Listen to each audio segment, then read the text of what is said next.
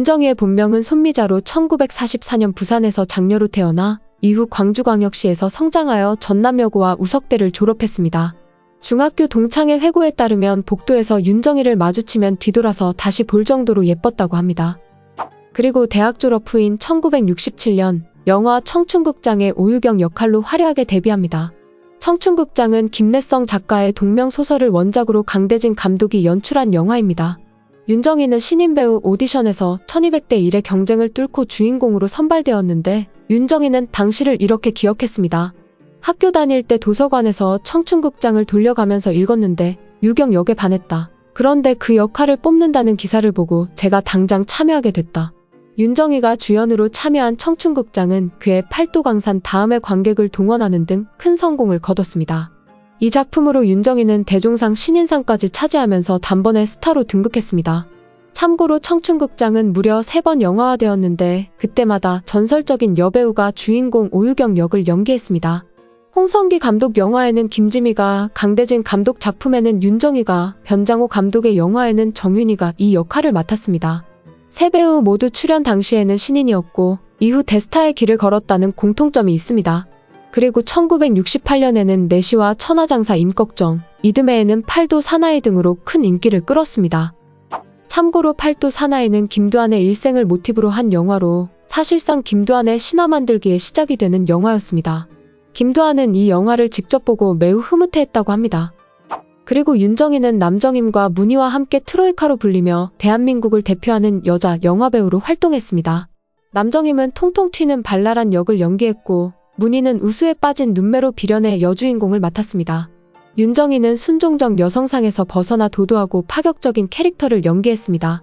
영화 안개에서는 자신의 욕망을 위해 남성을 유혹하는 인숙, 독짓는 늙은이에서는 시골 안악내의 순박한 모습을 보여주면서도 남성을 향한 욕망을 숨기지 않는 옥수를 연기했습니다. 영화 야행에서는 남성을 적극적으로 유혹하면서도 자신이 원할 때 호련히 떠나는 주인공 현주 역을 맡았습니다. 신상옥 감독은 그녀에 대해 이렇게 언급했습니다. 파격적 캐릭터의 여주인공은 윤정희가 아니면 안 된다. 그리고 배우 신성일과는 영혼의 단짝으로 두 사람이 호흡을 맞춘 작품은 내시와 극락조 등 100편에 달합니다.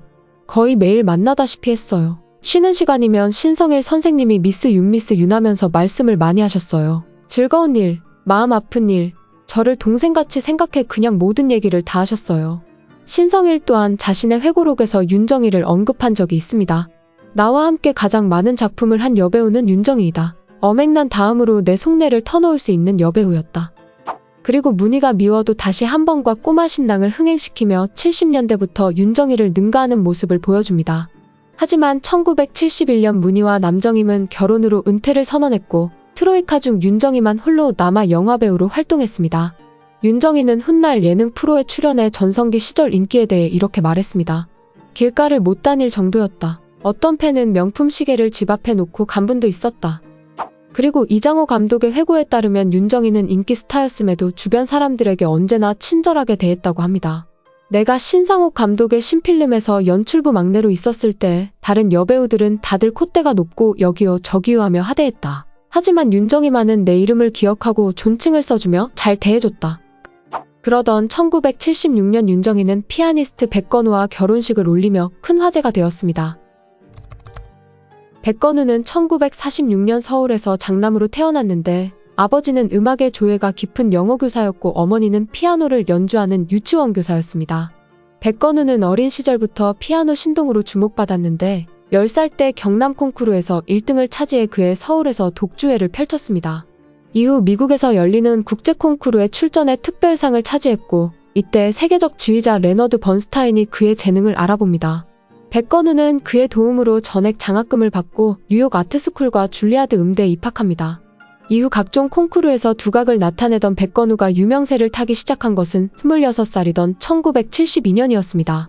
뉴욕에서 라벨의 피아노 독주곡 전곡을 연주하자 뉴욕타임스가 대가도 해내지 못한 엄청난 연주라며 극찬했습니다. 그리고 같은 해 배우 윤정희와 운명적인 만남을 가지게 되었습니다. 당시 윤정희는 독일에서 제독 작곡가 윤희상의 오페라 공연이 열리자 영화인 자격으로 신상옥 감독과 참석했습니다.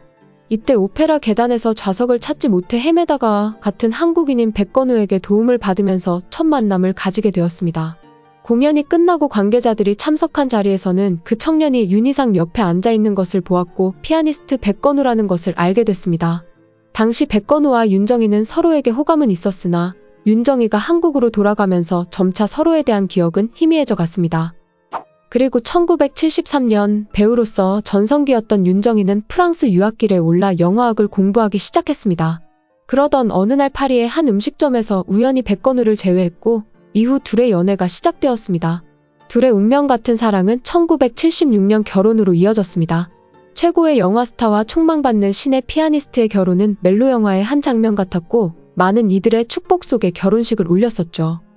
그러던 1977년 윤정이는 남편 백건우와 함께 유고슬라비아 자그리브에서 북한 공작원에 의해 납북될 뻔한 일이 발생합니다. 다행히 납치 직전 계획을 알아차리고 미국 영사관으로 몸을 피해 간신히 위기를 모면했습니다. 여담으로 북한은 2003년 실제 이 부부를 납치하려고 시도했다는 사실을 시인했습니다. 윤정이는 결혼한 이후로도 영화계를 떠나지 않았고 프랑스 파리에서 살면서 틈틈이 한국에 돌아와 영화를 찍었습니다. 이처럼 오랜 기간 배우로서 활동할 수 있었던 것은 가족의 든든한 지원 덕분이라고 밝혔습니다. 제 남편이 저보다 더 영화를 좋아한다. 제가 영화를 계속하는 것을 밀어주고 우리 딸도 영화 전문가다. 식구들 덕분에 제가 하고 싶은 영화를 지금까지 할 수 있었다. 그리고 윤정이가 1981년에 출연한 자유부인 80일은 그의 흥행 1위 영화가 되었습니다. 참고로 당시 영화 제작 실패 등으로 경제적으로 어려워져 미국으로 갔던 최무룡은 이 영화의 성공으로 다시 여러 영화의 출연과 제작을 할 수 있었습니다. 촬영 당시 박호태 감독은 최무룡이 빚을 갚기 위해 밤무대까지 다닌다는 이야기를 듣고 최무룡의 스케줄에 맞춰 촬영해 주었다고 합니다. 1987년에는 위기의 여자로 흥행을 했으며 1994년에는 만무방으로 대종상 여우주연상을 수상합니다. 그러나 영화 만무방 출연 이후 사실상 활동을 중단했다가 16년 만에 이창동 감독의 영화 시로 스크린에 복귀합니다. 윤정이는 66세가 되던 2010년 영화 시로 활동을 재개했습니다. 이 영화에서는 실제 알츠하이머를 앓는 주인공 미자를 연기했는데 마침 그의 본명 손미자와 같은 이름이었습니다.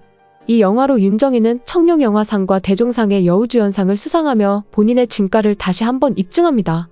영화 시는 이창동이 연출한 5번째 장편 영화로 칸 영화제에서 각본상을 수상하는 등 뛰어난 작품성을 인정받았습니다. 그러나 알츠하이머를 앓는 주인공처럼 윤정이도 같은 병마와 싸웠습니다.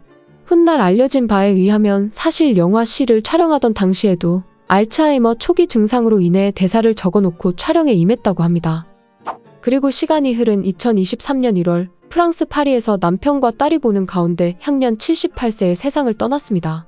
남편 백건우의 말에 따르면 그녀는 딸 진이의 바이올린 연주를 들으며 꿈꾸듯 편안한 얼굴로 세상을 떠났다고 합니다.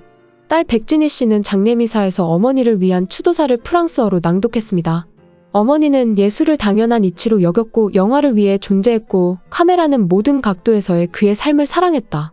어머니는 모든 예술을 사랑했지만 무엇보다 음악을 사랑했고 아버지의 손가락이 천상의 이슬처럼 마치 흐르는 물처럼 연주한다고 말하곤 했다. 어머니는 자석처럼 반대편에 있는 사람들도 끌어당기는 힘을 내는 빛나는 존재였다. 그리고 이창동 감독은 유족의 옆에서 자리를 지킨 것으로 알려졌습니다. 그는 한 언론과의 인터뷰를 통해 장례식에 참석하게 된 심경을 밝혔습니다. 윤정이 선생님 마지막으로 보내드리는 순간을 같이 하고 싶어서 왔다. 또 이곳에 함께 하고 싶은 많은 한국의 영화인들이 있을 텐데 그들의 마음도 대신하고 싶었다. 윤정이는 43년 동안 배우로 활동하면서 대종상 여우주연상 3회, 청룡영화상 여우주연상 3회를 수상한 전설적인 배우로 이름을 남겼습니다. 딸 백진희 씨는 알츠하이머를 앓는 엄마 윤정이가 오늘 촬영은 몇 시야라고 물을 정도로 배우로 오래 살았던 사람이라고 말하기도 했죠. 영화 시의 마지막 장면에서 주인공 양미자는 아네스의 노래를 낭독합니다. 그곳은 어떤가요? 얼마나 적막하나요? 저녁이면 여전히 노을이 지고 숲으로 가는 새들의 노랫소리 들리나요? 오늘 이야기는 여기까지입니다. 재밌게 보셨다면 구독과 좋아요 부탁드립니다. 지금까지 길비디오였습니다.